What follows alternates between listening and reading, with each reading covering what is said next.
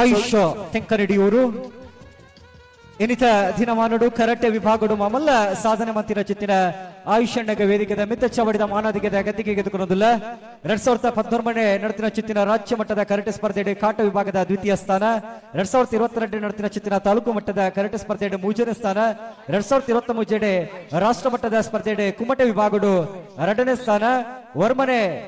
2023 ನಡೆತಿನ ಚಿತ್ತಿನ ವರ್ಮನೆ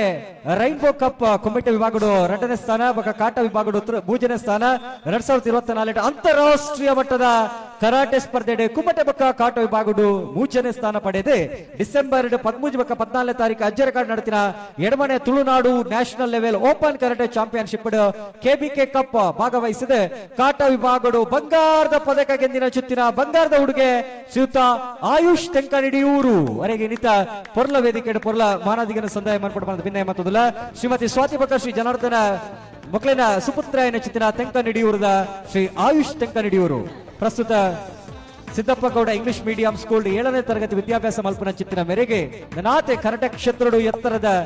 ಸ್ಥಾನ ಪಡೆಯಲೆ ಇರನ ಸಾಧನೆ ದುಂಬಾರಿ ಪಡೆ ಬನ್ಪುನ ಚಿತ್ತಿನ ಆಶಯದ ಮೆತ್ತಿಗೆ ಇರೇ ಮಟ್ಟೆಲೆಗೆ ಇನಿತ ಈ ಪೊರ್ಲ ವೇದಿಕೆದ ಭಗವತಿ ಅಪ್ಪನ ವರಪ್ರಸಾದದ ಮುಖೇನವಾದ ಮಾನಾದಿಗೆನ ಸಂದಾಯ ಮತ್ತದಲ್ಲ